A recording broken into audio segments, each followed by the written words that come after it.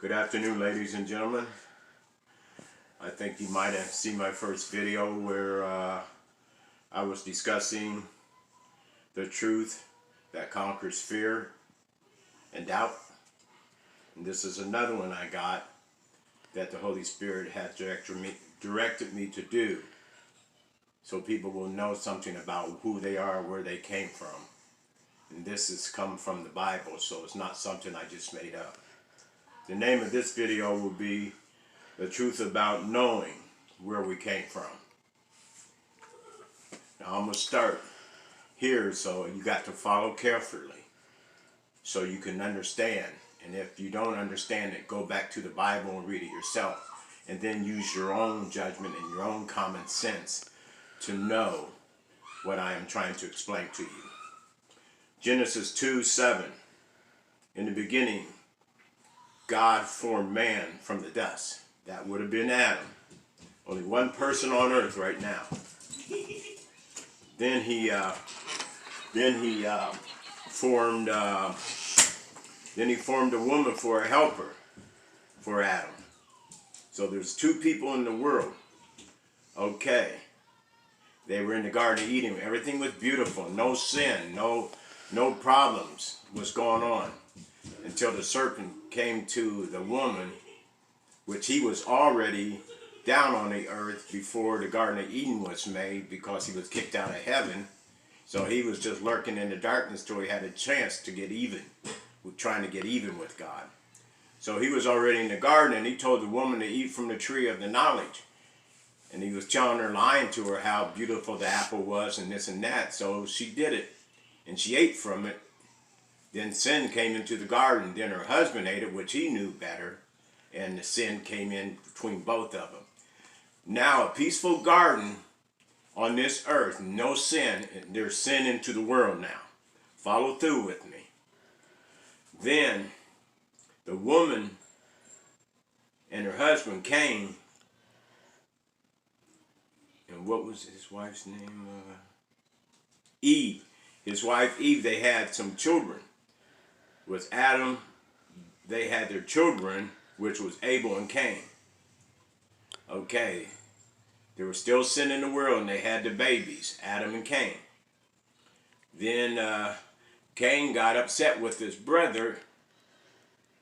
There was two children that she had. They were Cain and Abel. Cain got upset with his brother because God appreciated his offering more than he did his, and then his brother Cain killed his brother Abel just because of jealousy. Now you got sin in the world, and you got jealousy in the world. So the world's already corrupted. Now follow through. There wasn't nobody on this earth but them four people. Okay? Now I'm going to jump, skip, and go a little further.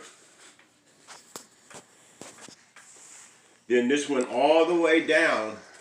The world was corrupted all the way down to the fact of Noah. And everybody in the world was in the sin and jealousy and the corruption of what started in the Garden of Eden. So God found favor in Noah, and he flooded the whole earth, and he let Noah and some of his family members survive. So now there's nobody else in the world but Noah and his family, and then they start building families and descendants to descendants to descendants. Okay, now there's just after Noah, then all the people in the world were in one place. It was in a place over in the east called Babylon. At that time, in Genesis 11:1, everybody in the east in Babylon had one language. Everybody had one language. Okay. Now the whole world had one language and one common speech. This was after Noah and the flood. So, if everybody had one language and one speech, we were all one people.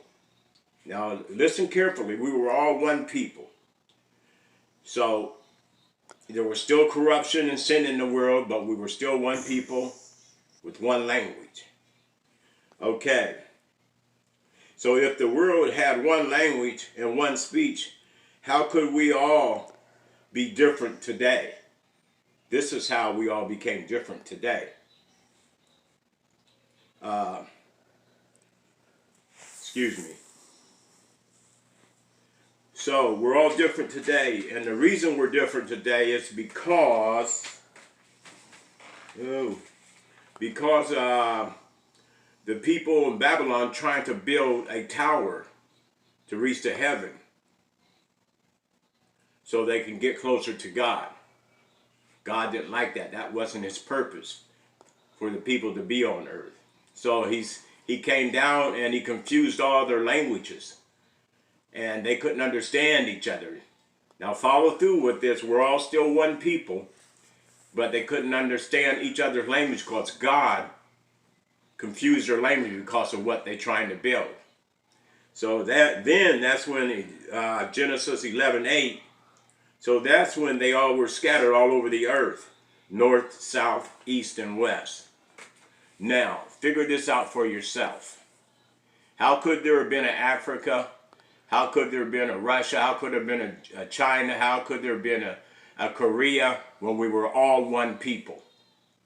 So you tell me, how could we Africans became slaves to other people when they went south and they had their own country? They had the right to say no or yes. So how could they all became slaves to other people, like from Britain and all that kind of stuff, when we all went our own separate way as one people? So how can people say that we put ourselves in bondage and slavery when we were all one people and we had the freedom to tell them, no, we're not going to be slaves? So ladies and gentlemen, you do your own homework now. I didn't put this up here because most people aren't talking about this or preaching about that, because they got to have somebody to be upset with or mad with, or be mad because of something might have happened to their parents or grandparents or way back in the days, and they want to keep carrying the burdens of the past. People need to come alive and understand and do their homework as far as Christianity goes and what God did. And maybe if you study hard enough, you would see that it wasn't that we were born into slavery. We put ourselves into slavery. Now I'm going to sign off on this, and you can take it any way you want to. You have a good day.